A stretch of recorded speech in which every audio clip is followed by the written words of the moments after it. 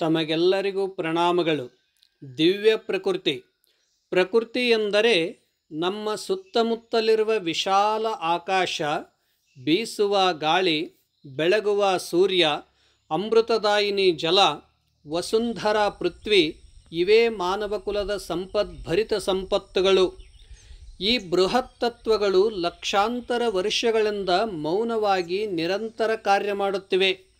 ಆದರೆ ಈ ದಿವ್ಯ ಪ್ರಕೃತಿಗೆ ಮನುಷ್ಯನಂತೆ ಅವಯವಗಳೆಲ್ಲವೆಂದು ಭಾವಿಸಿದ್ದೇವೆ.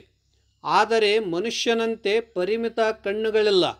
ಸಾವಿರಾರು ಅವ್ಯಕ್ತ ಸೂಕ್ಷ್ಮ ಕಣ್ಣಿನಿಂದ ಅಣುವಿನಿಂದ ಬೃಹತ್ತದವರೆಗೆ ಎಲ್ಲವನ್ನು ನೋಡುತ್ತದೆ.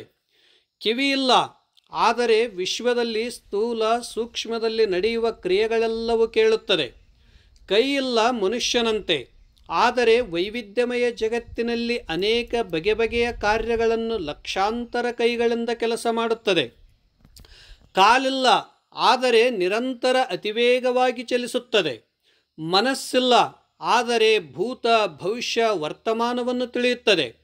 ಬುದ್ಧಿ ಇಲ್ಲ, ಆದರೆ ಸಮಸ್ತ ಬ್ರಹ್ಮಾಂಡವೇ ಚಲಿಸುವ ಶಕ್ತಿ ಮತ್ತು ಸೂಕ್ಷ್ಮತೆಯನ್ನು ತಿಳಿಯುವ ಅದ್ಭುತ ಅಪರಿಮಿತ ಬುದ್ಧಿಶಕ್ತಿ ಇದೆ.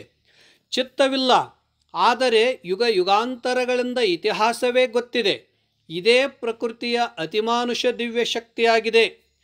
ಇಷ್ಟೆಲ್ಲ ಬೃಹತ್ ವಿರಾಟ ರೂಪವಾಗಿ ಸಮಸ್ತವನ್ನು ತಿಳಿದು ಕಾರ್ಯ ಮಾಡಿದರೂ ಅಹಂಕಾರದ ಲವಲೇಶವಿಲ್ಲ. ದಿವ್ಯ ಮಹಾಮೌನ ಇದೇ ಪ್ರಕೃತಿಯ ವೈಶಿಷ್ಟ್ಯ. ಪ್ರಕೃತಿ ಎಂದರೆ ಸ್ವಯಂ ರಚಿತವಾದುದು, ಪ್ರಾಚೀನವಾದುದು, ಅನೇಕ ಕಲೆಗಳಿಂದ ಕಲಾತ್ಮಕವಾಗಿ ಕಾರ್ಯ ಮಾಡುವುದು. ಸಚೇತನದಿಂದ ದಿವ್ಯ ಊರ್ಜಾಶಕ್ತಿಯಿಂದ ಪ್ರಾಣಕ್ಕೆ ವಿಶ್ವಪ್ರಾಣವಾಗಿರುವುದು. ಪ್ರಕೃತಿಯ ಸೂಕ್ಷ್ಮ ಕಲಾ ಕೌಶಲ್ಯಗಳಿಂದ ಹೊರಹೊಮ್ಮುವ ದಿವ್ಯ ಕಾರ್ಯಗಳು ಅದ್ಭುತ, ಆಶ್ಚರ್ಯ.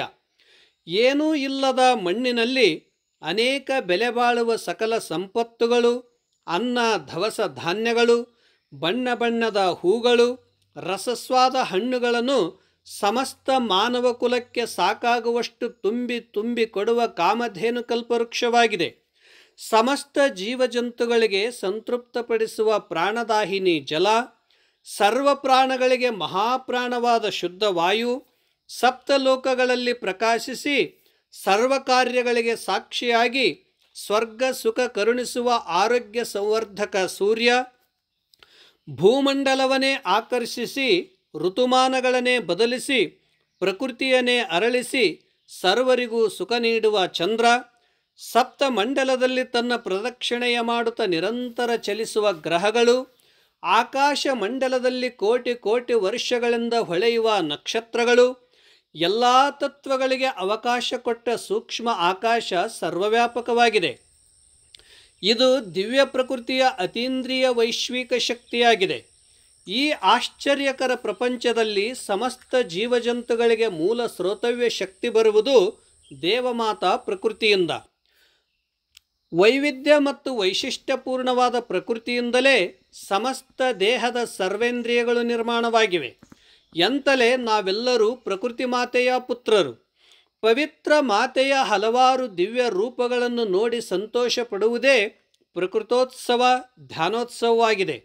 ನಮ್ಮ ಭಾವನೆಗೆ ಪ್ರೇರಣೆ ನೀಡುವುದು, ಸಮಸ್ತ ಮಾನವನ ಮನೋ ಇಚ್ಛೆಗಳು ಪೂರ್ಣ ಮಾಡುವುದು ಭೂತಾಯಿ ಪ್ರಕೃತಿಯಿಂದಲೇ. ನಿತ್ಯ ನೂತನವಾಗಿರುವ ಸತ್ಯ ಸನಾತನವಾಗಿರುವ ಪ್ರಕೃತಿಯ ಅಂತಃಶಕ್ತಿಯ ದಿವ್ಯ ಲೀಲೆಗಳು ನೋಡುವುದೇ ಒಂದು ದಿವ್ಯ ಯೋಗವಾಗಿದೆ. ಹೇಗೆಂದರೆ ಗುರುತ್ವಾಕರ್ಷಣೆಯಿಂದ ಅನಂತಾಕಾಶದಲ್ಲಿ ನಿಯಂತ್ರ ಶಕ್ತಿಯಿಂದ ಚಲಿಸುವ ಗ್ರಹ, ತಾರೆ, ನಕ್ಷತ್ರಗಳು, ಬಟ್ಟ ಬಯಲು ನೀಲಾಕಾಶದಲ್ಲಿ ಅನೇಕ ಬಣ್ಣ ಬಣ್ಣದ ಬಗೆ ಬಗೆಯ ಸ್ವಯಂ ಚಿತ್ರಗಳನ್ನು ಅರಳಿಸುವ ಪ್ರಕೃತಿಯ ಚಿತ್ತಾರ, ಭೂಮಂಡಲವನ್ನೇ ಸಮೃದ್ಧಗೊಳಿಸಲಿಕ್ಕೆ ಸಾಗರದಿಂದ ಬಾಷ್ಪವಾಗಿ ಆಕಾಶದಲ್ಲಿ ತೇಲಿ ಬರುವ ಮನಮೋಹಕ ಮೋಡಗಳು, ಸಾಗರದಲ್ಲಿಯೇ ಉಕ್ಕಿ ಉಕ್ಕಿ ಬರುವ ಚಿತ್ತಾಕರ್ಷಕ ತೆರೆಗಳು, ವರ್ಷಾಧಾರೆಯಿಂದ ತುಂಬಿ ತುಂಬಿ ಭೋರ್ಗರೆಯುತ ಹರಿಯುವ ಸಮಸ್ತ ನದಿಗಳು, ಮುಗಿಲೆತ್ತರಕ್ಕೆ ಬೆಳೆದು ನಿಂತಿರುವ ಹಿಮಾಲಯದ ಸಂಜೀವಿನಿ ಪರ್ವತಗಳು, ಆ ಪರ್ವತಗಳ ಮೇಲೆ ಆಕಾಶದಿಂದ ಬೀಳುವ ಬರ್ಪಿನ ತಂತುರಿನ ಹನಿಗಳು, ಹಚ್ಚ ಹಸಿರಿನ ಮುಗಿಲೆತ್ತರದ ವೈಶಿಷ್ಟ್ಯ ವೃಕ್ಷಗಳು, ವನಸ್ಪತಿ ದಿವ್ಯ ಔಷಧಗಳು, ತಂಪಾದ ಗಾಳಿ, ಸ್ವಚ್ಛ ಜಲ, ಚಿತ್ತಾಕರ್ಷಕ ಮನಮೋಹಕ ಬಣ್ಣ ಬಣ್ಣದ ಹೂಗಳು, ಪತಂಗಗಳು ಕಣ್ಣು ತುಂಬಿ ನೋಡಿದಾಗ ಭೂ ಸ್ವರ್ಗವಾಗಿದೆ. ಎಂತಲೇ ನಾವೆಲ್ಲರೂ ಇದನ್ನು ಅನುಭವಿಸಿ ಆನಂದಿಸುವ ಪ್ರಕೃತಿ ಮಾತೆಯ ಅತಿಥಿಗಳು. ಇದೇ ದಿವ್ಯ ಪ್ರಕೃತಿ ದರ್ಶನ. ಭವ್ಯ ಪ್ರಕೃತಿಯ ಮುಂದೆ ಧರ್ಮ, ಭಾಷೆ, ವರ್ಗ, ವರ್ಣಗಳಿಲ್ಲ. ಪ್ರಪಂಚದಲ್ಲಿ ಪ್ರಕೃತಿಯೇ ಮೊದಲು.